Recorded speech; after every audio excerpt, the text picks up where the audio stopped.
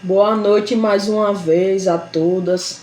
Vamos dar início a mais um estudo do Centro Espírita da Irmã Sheila aqui.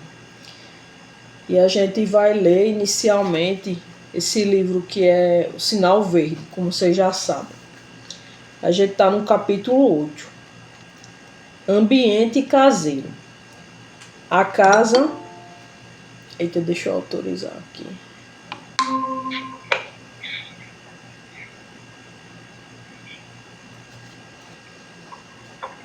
Então, a gente está iniciando a leitura do Sinal Verde. É ambiente caseiro. A casa não é apenas um refúgio de madeira ou alvenaria. É o lar onde a união e o companheirismo se desenvolvem. A paisagem social da Terra se transformaria imediatamente para melhor se todos nós, quando na condição de espíritos encarnados, nos tratássemos dentro de casa, pelo menos com a cortesia que dispensamos aos nossos amigos. Respeite a higiene, mas não transfigure a limpeza em assunto de obsessão. Enfeite o seu lar com os recursos da gentileza e do bom humor. Colabore no trabalho caseiro tanto quanto possível. Sem organização de horário e previsão de tarefas, é impossível conservar a ordem e a tranquilidade dentro de casa. Recorde que você precisa tanto de seus parentes, quanto seus parentes precisam de você. Os pequeninos sacrifícios em família formam a base da felicidade no lar. Então a gente precisa ter essa vigilância dentro de casa. Porque às vezes a gente trata melhor pessoas que a gente vê na rua, amigos, pessoas que a gente está no dia a dia do trabalho, do que dentro de casa. Que às vezes pela intimidade a gente esquece de ter essa gentileza, de ter esse cuidado. Então a gente precisa, o máximo possível, agir com leveza, com cuidado, contribuir com as tarefas de casa, na medida do possível. E aqui essa frase final me chamou a atenção. Os pequeninos sacrifícios em família formam a base da felicidade no lar. Então cada um dos integrantes do lar precisa fazer esse sacrifício de se melhorar, para que a família como um todo se torne mais unida, mais amorosa, mais harmônica. Então vamos fazer a nossa prece inicial. Jesus, querido amigo, te rogamos a tua presença nesse estudo, que tu possas, mestre, nos orientar, nos apontar o melhor caminho para nossas vidas, estar sempre conosco. Agradecemos à irmã Sheila por todo o auxílio e amparo. Também agradecemos pela espiritualidade amiga que está sempre conosco.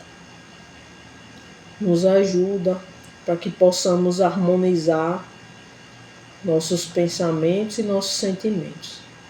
Fica conosco, que assim seja. A gente vai agora estudar o livro Nos Domínios da Mediunidade em seu capítulo 7, Socorro Espiritual. De uma forma geral, o que trata esse capítulo é sobre um resgate de um irmão que está obsidiando uma encarnada. Ele está nesse processo de obsidiar uma pessoa. E como é que a espiritualidade e também o doutrinador vai conseguir ajudá-lo? Aí a gente vai ver como é que o doutrinador vai falar. Isso é importante também para quem está no momento da mediúnica. Como, não, esclareça aí o irmão. Como é que a gente vai fazer? a gente vai poder aprender nesse capítulo. Então vamos ler. Socorro espiritual. Sob a influência de Clementino, que o envolvia inteiramente, Silva levantara-se e dirigira-se ao comunicante com bondade. Meu amigo, tenhamos calma e roguemos o amparo divino. Então a gente pode ver que Silva ele é o doutrinador, ou hoje em dia se chama melhor de esclarecedor. Então o doutrinador, o esclarecedor falou isso primeiro, já cumprimentou, meu amigo, tenhamos calma, roguemos o amparo divino. O espírito disse assim, estou doente, desesperado. Sim, todos somos enfermos, mas não nos cabe perder a confiança. Somos filhos de nosso Pai Celestial, que é sempre pródigo de amor. Então o doutrinador já inicia a conversa fraterna, consolando. Se você está sofrendo, todos nós também estamos, mas mesmo assim não devemos perder a fé, a confiança que tudo vai dar certo. Deus é o Pai de todos. Olha a forma de falar, a forma de conduzir. E o Espírito perguntou, é padre? Não, sou seu irmão. Mentira, nem o conheço. Somos uma só família à frente de Deus. O interlocutor conturbado riu-se irônico e acentuou. Deve ser algum sacerdote fanatizado para conversar nestes termos. A paciência do doutrinador sensibilizava-nos. Então, uma das coisas mais importantes para quem está à frente da doutrinação é a paciência. Porque o espírito, ele vai fazer o quê? Ele vai zombar, ele vai até falar algum erro do doutrinador, de alguém da sala. Então tem que ter muita paciência. Não recebia Libório, qual se fora defrontado por um habitante das sombras, suscetível de acordar-lhe qualquer impulso de curiosidade menos digno. Ainda menos descontando o valioso concurso do mentor que o acompanhava, Raul emitia de si mesmo sincera compaixão, de mistura com inequívoco interesse paternal.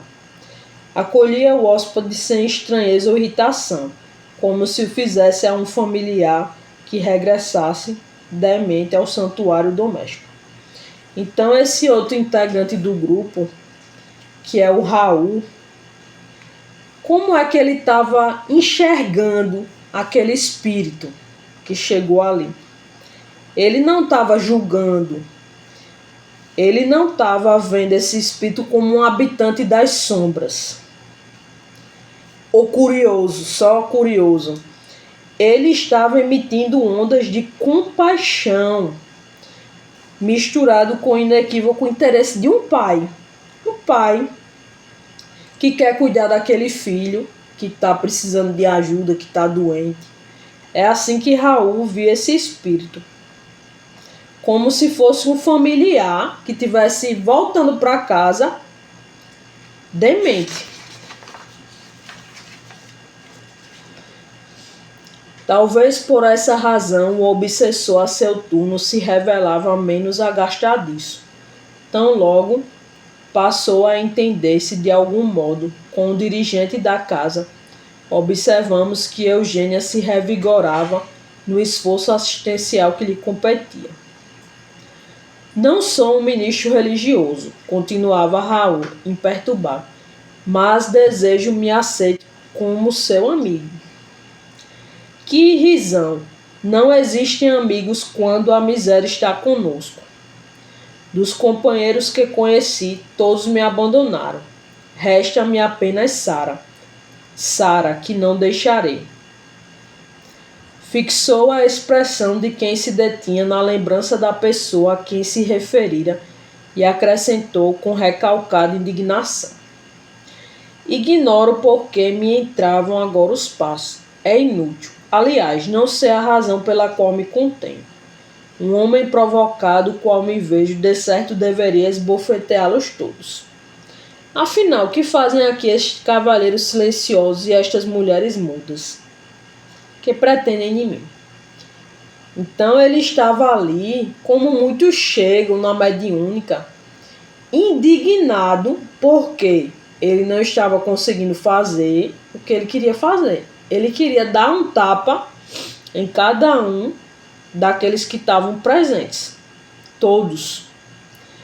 E ele também não estava entendendo o que é que estava acontecendo ali. Pessoas em silêncio, tanto homens quanto mulheres. E o que é que essas pessoas queriam dele? É isso que ele está se questionando. E Silva falou o seguinte: estamos em prece por sua paz. Falou Silva, com inflexão de bondade e carinho.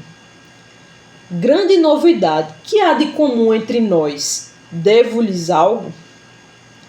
Pelo contrário, exclamou o interlocutor convicto. Nós somos quem lhe deve atenção e assistência. Estamos numa instituição de serviço fraterno e é fora de dúvida que no hospital a ninguém será lícito inquirir da luta particular daqueles que lhe batem a porta. Porque, antes de tudo, é dever da medicina e da enfermagem a prestação do socorro às feridas que sangram. Então, o doutrinador já foi explicando que ali era um lugar que ele poderia obter assistência, como se fosse um hospital, e que eles não estavam ali, aquela equipe, naquela reunião, para julgá-lo, porque fez isso, fez aquilo. E também é dever da medicina e da enfermagem a prestação do socorro. O objetivo do grupo é socorrer. Como todo grupo mediúnico também tem esse mesmo objetivo. Realizar o socorro dos irmãos que chegam ali. Não importa o que fizeram antes, não importa o que frutos ou o que foi que eles plantaram. Isso aí é com a justiça divina, só nos cabe socorrer. Ante o argumento enunciado com sinceridade e simpleza, o renitente sofredor pareceu apaziguar-se ainda mais. Diante dessa conversa fraterna, parece que o enfermo, o necessitado, o obsessor, ele começou a dar abertura para receber a ajuda. Jactos de energia mental partidos de Silva alcançavam-no agora em cheio, no tórax, como a lhe buscarem o coração. Libório tentou falar, contudo, à maneira de um viajante que já não pode resistir à aridez do deserto, comoveu-se diante da ternura daquele inesperado acolhimento. A surgir-lhe por abençoada fonte de água fresca. Surpreendido, notou que a palavra lhe falecia embargada na garganta. De obsessor, ele passou a ser uma pessoa que estava emocionado com o auxílio que estava recebendo ali.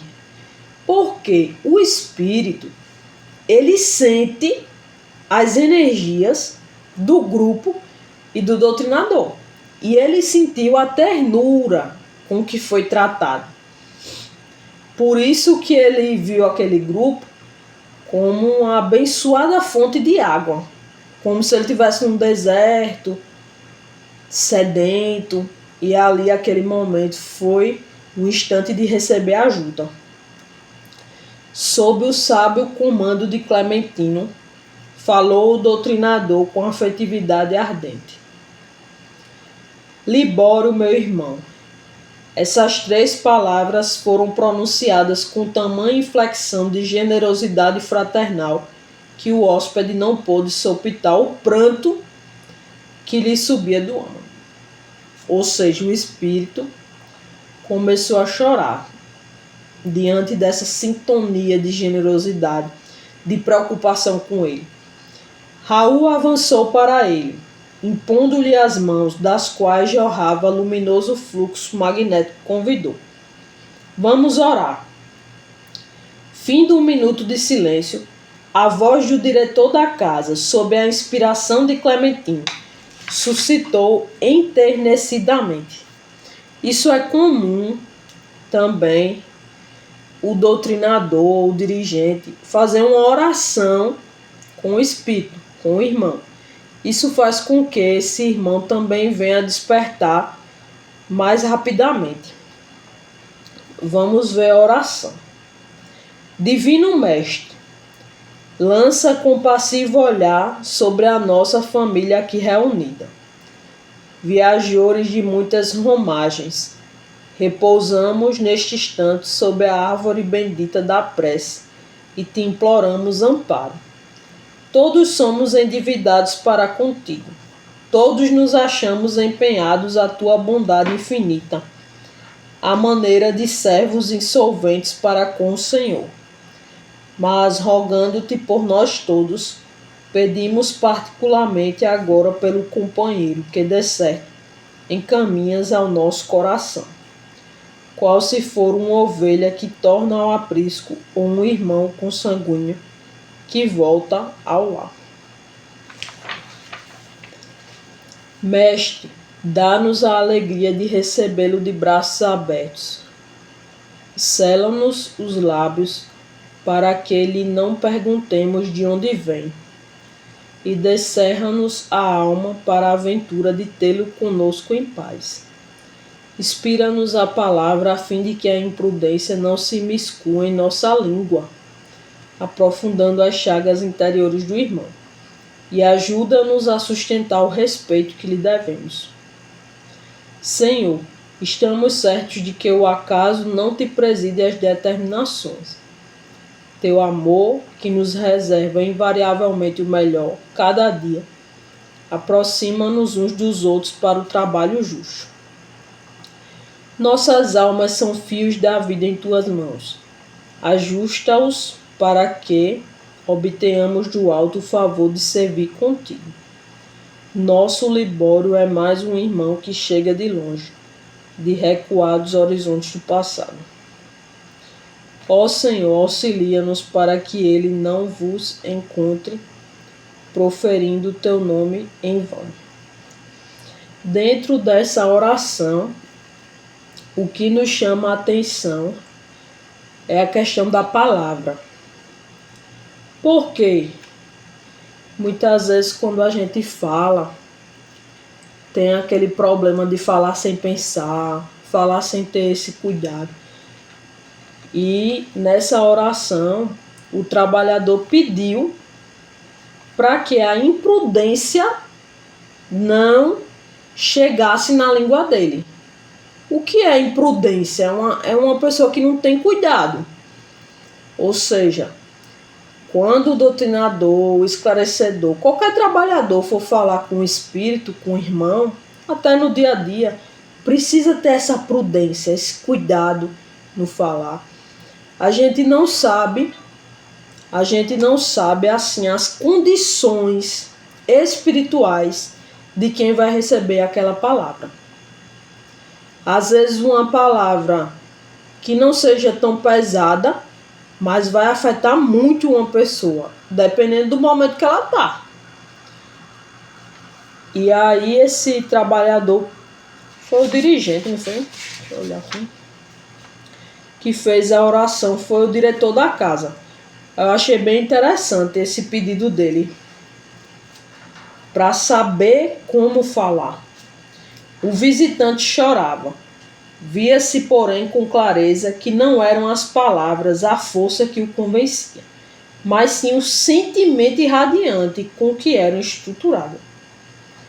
O obsessor ele não estava emocionado só pelo conteúdo das palavras, mas ele sentia a vibração do sentimento mesmo.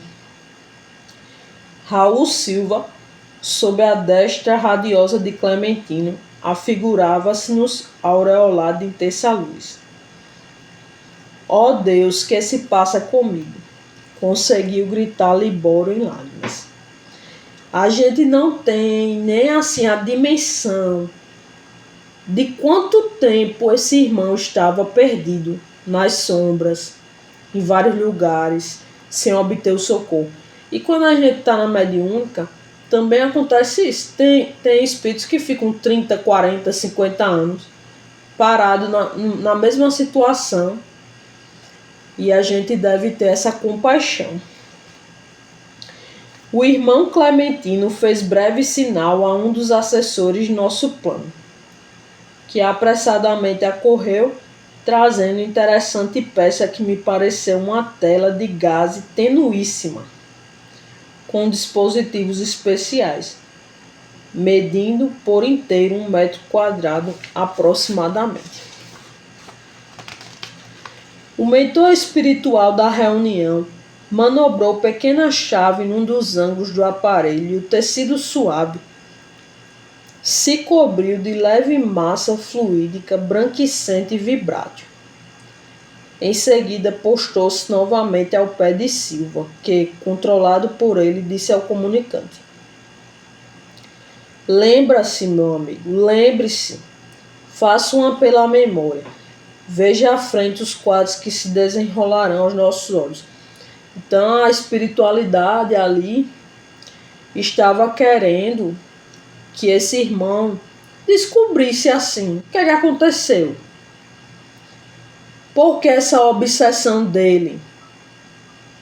Vamos ver o que esse irmão vai descobrir.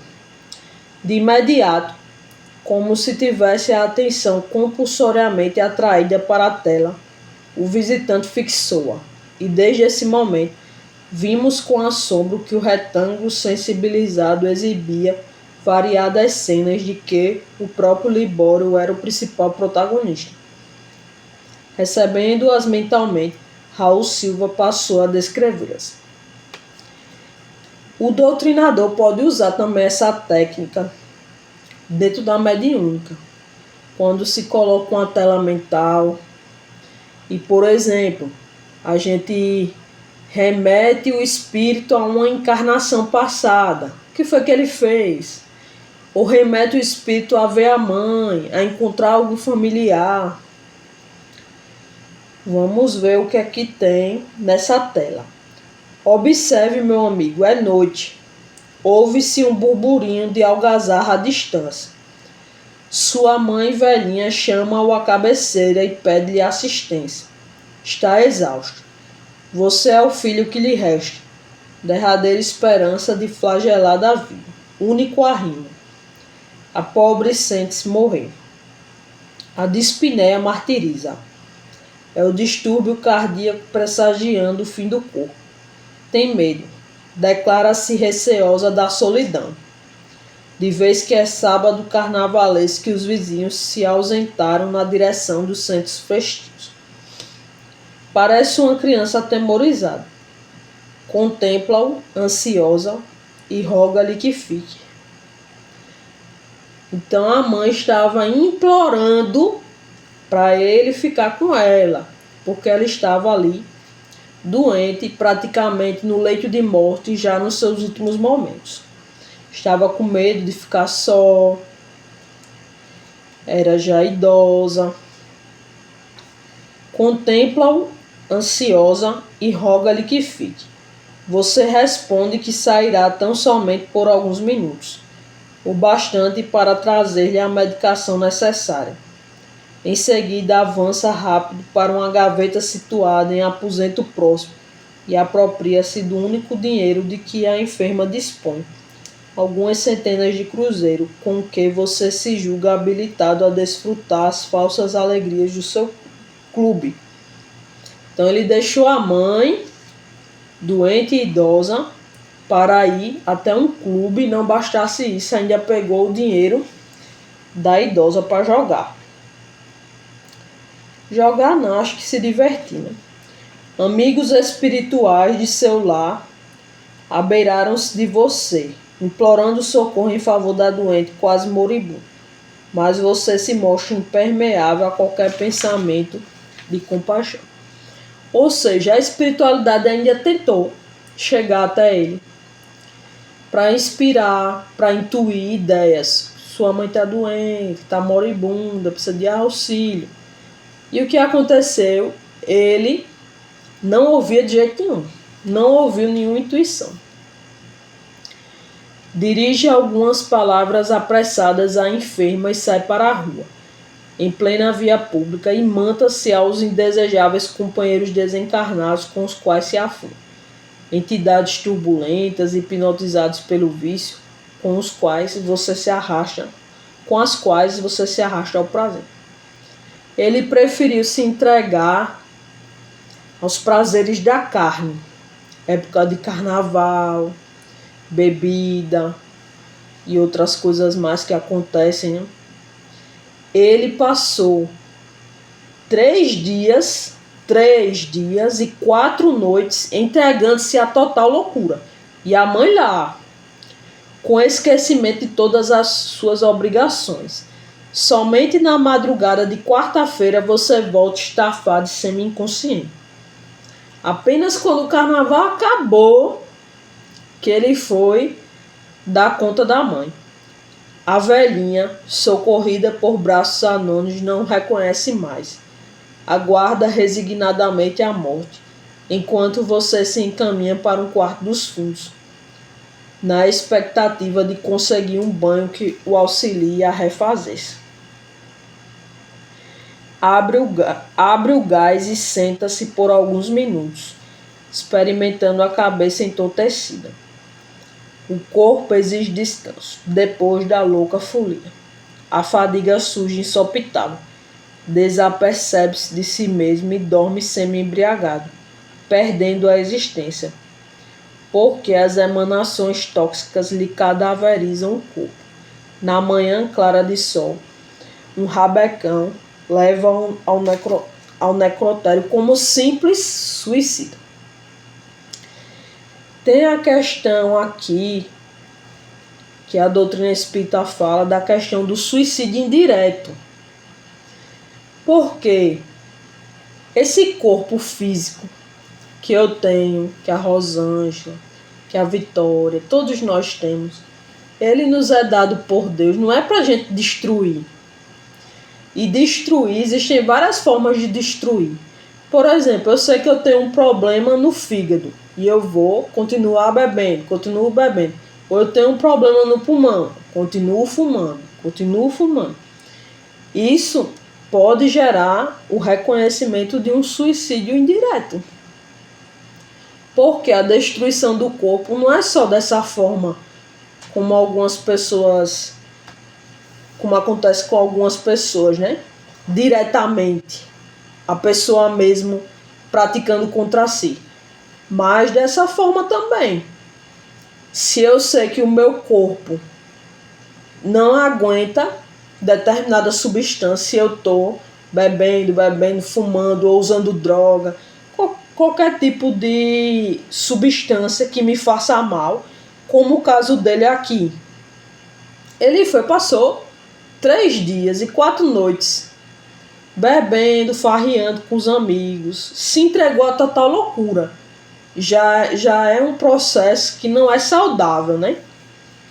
E ele chegou já, ainda estava alcoolizado, ligou o gás e acabou morrendo intoxicado, né? Por que isso aconteceu? Por que ele perdeu a existência? Porque ele não teve cuidado consigo mesmo, com ele. Então, quando a gente é médio, também precisamos ter esse cuidado. Cuidado com nossos pensamentos, com nossos sentimentos, com o nosso corpo. O máximo que a gente puder de cuidado. Às vezes a pessoa tem um vício, aí precisa cuidar.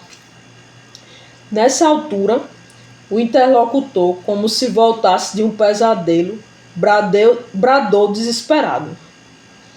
Oh, esta é a verdade. Onde está a minha casa? Sara, quero minha mãe. Ele reconheceu que tudo que foi dito pelo mentor espiritual realmente tinha acontecido. Acalme-se. recomendou Raul compadecido. Nunca nos faltará o socorro divino.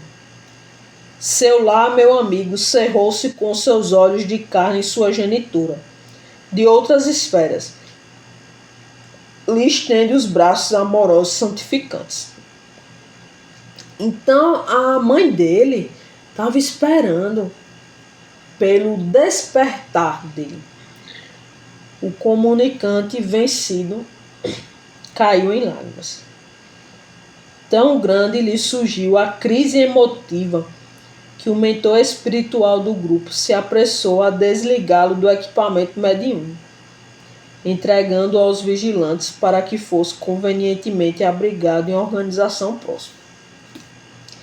A emoção do espírito foi tão grande que ele precisou ser desvinculado, desacoplado do médium, e ele foi abrigado em organização próxima. Libório, em fundo processo de transformação, afastou-se, tornando Eugênia à posição normal. E porque a tela regressasse à transparência do início, desfechei sobre o nosso orientador algumas indagações improvisadas. Que função desempenhava aquele retângulo que eu ainda não conhecia? Que cenas eram aquelas que se haviam desdobrado céleres sob a nossa admiração? Aqui é uma conversa no mundo espiritual.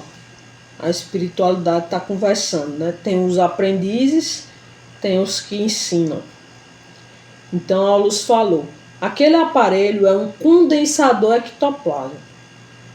Tem a propriedade de concentrar em si os raios de força projetados pelos componentes da reunião, reproduzindo as imagens que fluem do pensamento da entidade comunicante, não só para a nossa observação, mas também para a análise do doutrinador, que as recebe em seu campo intuitivo, agora auxiliado pelas energias magnéticas do nosso plano.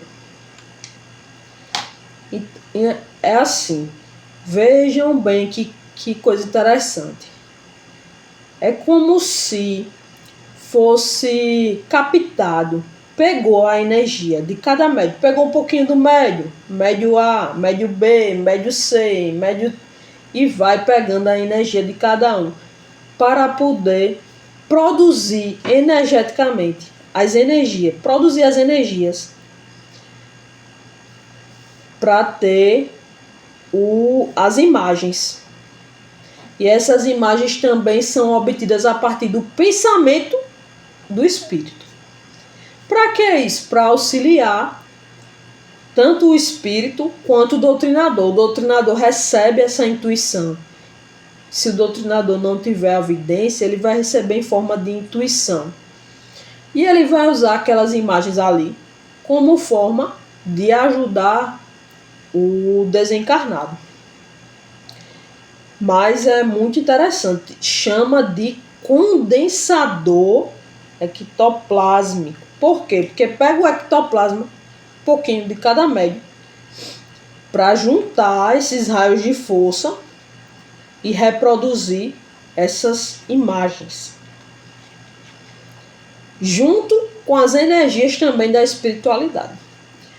Evidentemente, a engrenagem de semelhante mecanismo deve ser maravilhosa, exclamou Hilário.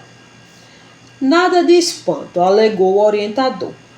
O hóspede espiritual apenas contempla os reflexos da mente de si mesmo, a maneira de pessoa que se examina através de um espelho.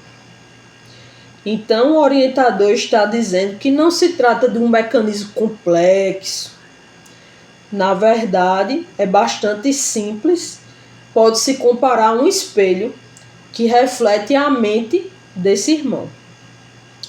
Mas, se estamos à frente de um condensador de forças, precisamos concluir que o êxito do trabalho depende da colaboração de todos os componentes do grupo.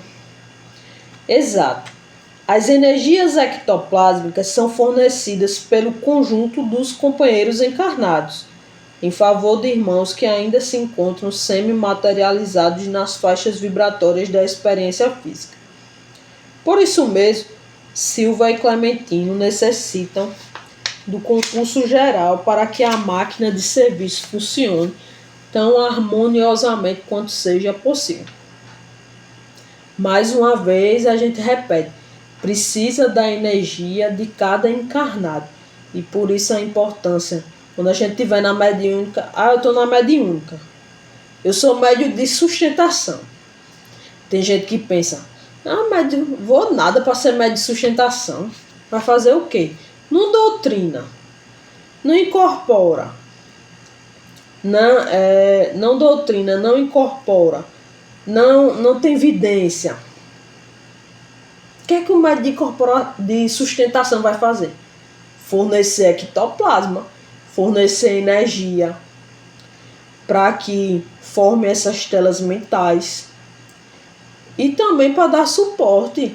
Uma mediúnica, para funcionar, ela precisa de muita energia, tanto dos encarnados quanto da espiritualidade amiga, para que os irmãos recebam.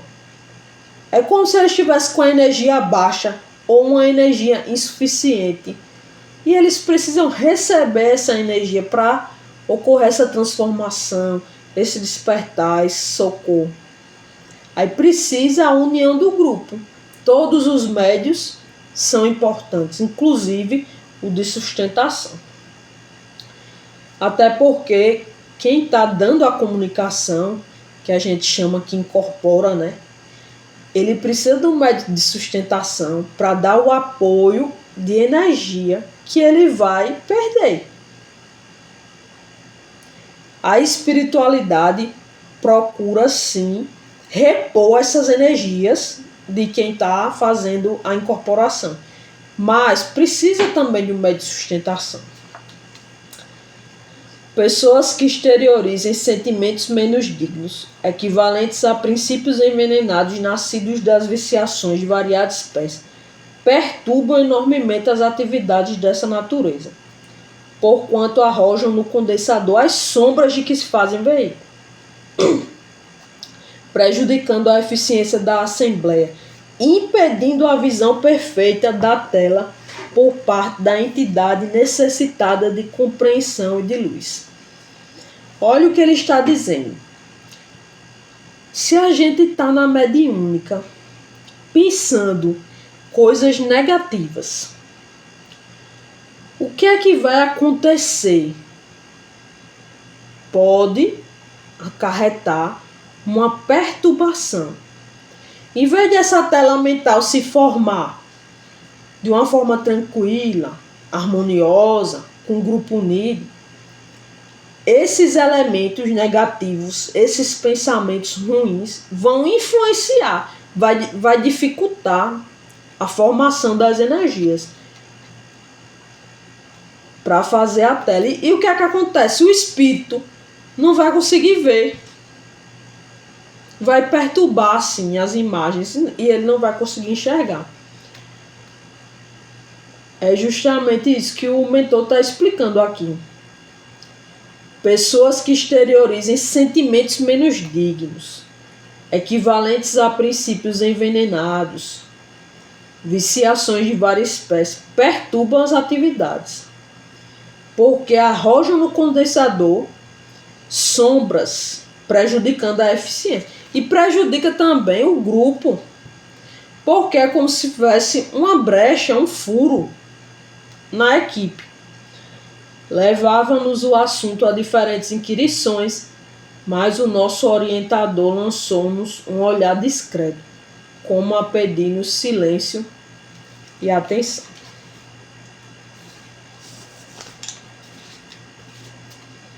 Alguém tem alguma dúvida?